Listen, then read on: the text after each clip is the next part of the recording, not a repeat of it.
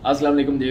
बेसपाल की तरफ से खुश आमदीद। मेरा नाम साजिद अमीन है। लास्ट वीडियो में मैंने आपको बताया था कि मैं आपको 75,000 का जो नया रूल आया है फॉरनर्स के लिए, इसकी पूरी डिटेल बताऊंगा और इसका पूरा क्राइटेरिया बताऊंगा, जिसके बाद आप एलिजिबल होंगे यहाँ पर 2 साल का TRC लेने के लिए। एक तो ये आपको सबको पता होगा TRC 100% क्लोज हो चुका है टूरिस्ट पर्पस पे जो होता है। इसके अलावा दूसरे काफ़ी सारे एग्जाम के क्लोज हो चुके हैं। इवन मैं आपको थोड़ा सा इसके बारे में चले बता देता हूँ। जो स्टूडेंट यहाँ पे आते थे विजिटर उस पे वीज़ा पे और आके एडमिशन लेते थे, वो भी अब क्लोज हो चुका है। जो मेडिकल के लिए आते थे, मेडिकल वीज़ा लेके और यहाँ पे TRC बनाते थे, वो भी क्लोज हो चुका है। अब यहाँ पर अगर किसी ने मेडिकल के लिए आना है तो उसको मेडिकल का वीज़ा पाकिस्तान से ही या किसी भी कंट्री से लेके आना है। अगर कोई स्टूडेंट है तो उसको स्टूडेंट का ही वीज़ा लेके आना है। उसके बाद फिर वो अपना एडमिशन लेके, यानी कि यूनिवर्सिटी में उसकी स्टूडेंट TRC बनेगी। इन शॉर्ट बहुत टाइट करते जा रहे हैं सिचुएशन तुर्की में। ये इनकी गवर्नमेंट जो है, जो इनके मिनिस्टर हैं सुलेमान सोलो, उन्होंने ये अनाउंस किया है। ये सारी चीज़ें जो मैं आपके साथ शेयर कर रहा हूँ। अभी 75,000 जो मैं आपको बता रहा हूँ, 75,000 USD मिनिमम क्राइटेरिया कर दिया है कि जिस पे आप इन्वेस्ट करेंगे, घर लेंगे, तो उसके बाद फिर आपको और आपकी फैमिली को TRC मिल सकता है। इसको मज़ीद एलेबोरेट करता हूँ। 75,000 का मतलब ये नहीं है कि आप $75,000 यहाँ पे लेके आ जाएं और घर खरीदें और आप वो तापू लेके जाएं और अपने डॉक्यूमेंट्स के साथ लेके जाएं तो आपको वो और आपके फैमिली को वो TRC दे देंगे। ऐसा नहीं है, इसका प्रॉपर क्राइटेरिया है। ये मेरा वीडियो बनाने का मकसद स्पेशली उन्हीं लोगों के लिए है जो परेशान हो जाते हैं, जिनको प्रॉपर इन्फॉर्मेशन नहीं होती कि ये है क्या एक्चुअली। क्योंकि काफ़ी सारे हमें ऐसे लोग मिले हैं, इवन मेरी एक सिस्टर है, उनके साथ ये इशू बना है कि उन्होंने खुद घर लिया, तो जब ये मसला बना तो प्रॉब्लम आ गया, उनका भी TRC नहीं बन सका। उसका भी फर्दर सोल्यूशन होता है, वो नेक्स्ट वीडियो में आपके साथ शेयर करूँगा। लेकिन अभी ये है कि सबसे पहली बात ज़हन में रखिए, 75,000 मिनिमम क्राइटेरिया है USD। 75,000 USD मिनिमम क्राइटेरिया है जो आप यहाँ पे लेके आएंगे और उसका रेजिडेंशियल यूनिट लेंगे, कोई दुकान कमर्शियल वगैरह नहीं हो सकता। और उसके साथ क्या क्या जुड़ा है, नंबर 1, उस 75,000 USD की जो प्रॉपर्टी आप परचेज करते हैं उसमें आपको, आपकी बीवी को और आपके 18 साल से कम बच्चों को सिर्फ और सिर्फ उसका TRC मिलेगा।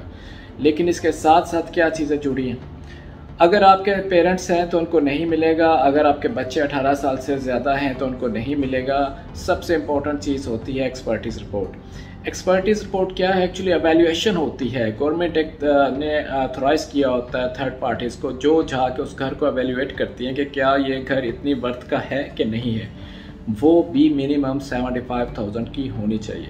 अगर 75,000 से कम है तो वो आपकी इन्वेस्टमेंट, आपकी प्रॉपर्टी तो बन जाएगी, घर तो आपने ले लिया, लेकिन आप उस क्राइटेरिया में फॉल नहीं कर रहे होंगे जिसकी बेस पे आपको 2 साल का TRC मिलेगा।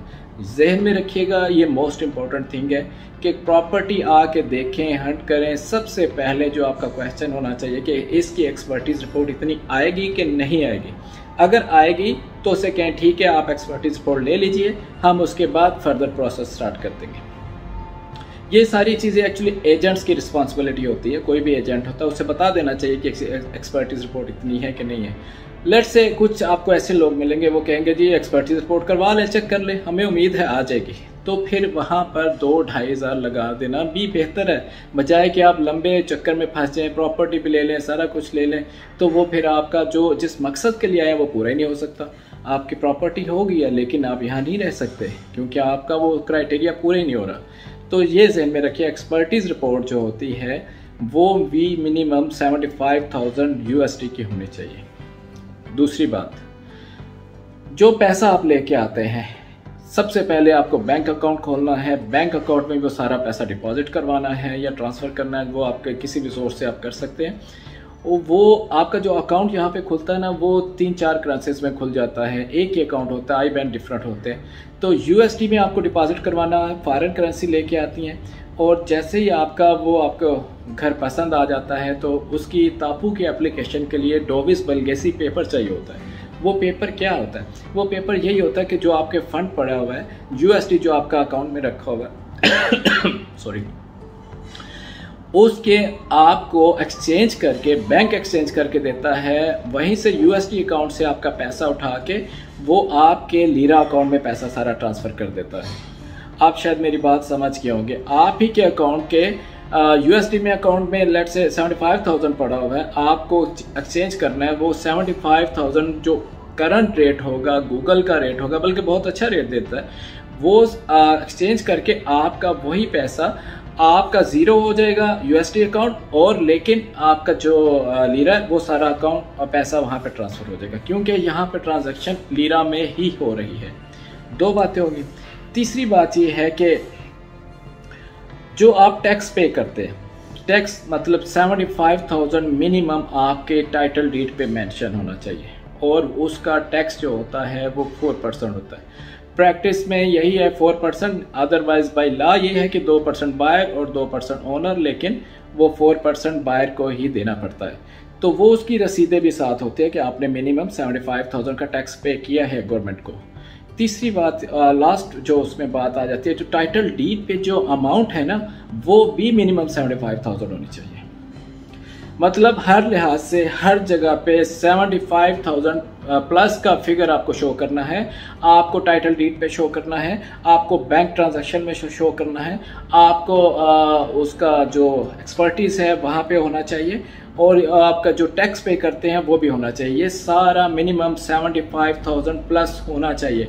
अगर ये सारी चीज़ें आप पूरी कर लेते हैं, घर ले लेते हैं, उसके बाद फिर आप एलिजिबल हैं अपने लिए, अपनी वाइफ के लिए और अपने बच्चों के लिए जो 18 साल से कम है, उनके लिए यहाँ पर कार्ड अप्लाई कर सकते हैं। और रूल ये है कि 2 साल का कार्ड ये यहाँ पे उनको दे रहे हैं।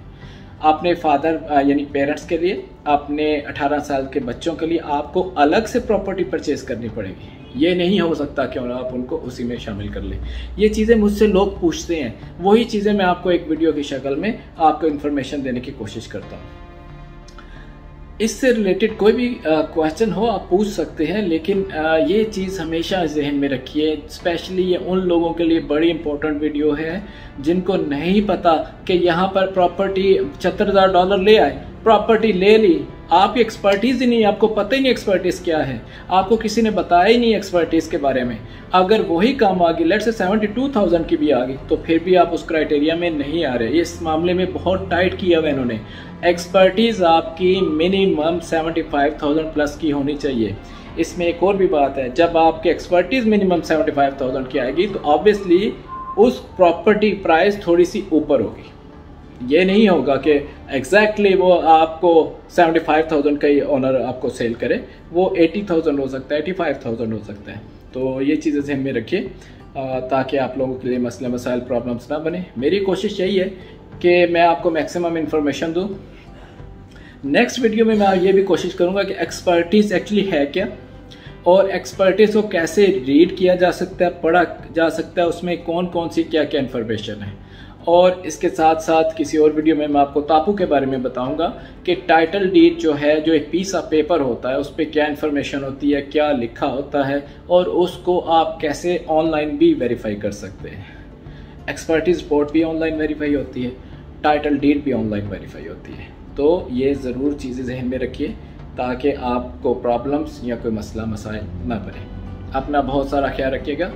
किसी अच्छी वीडियो, किसी फिर ऐसी वीडियो लेके आऊँगा जो आप लोगों के लिए फ़ायदेमंद हो। अल्लाह हाफ़िज़।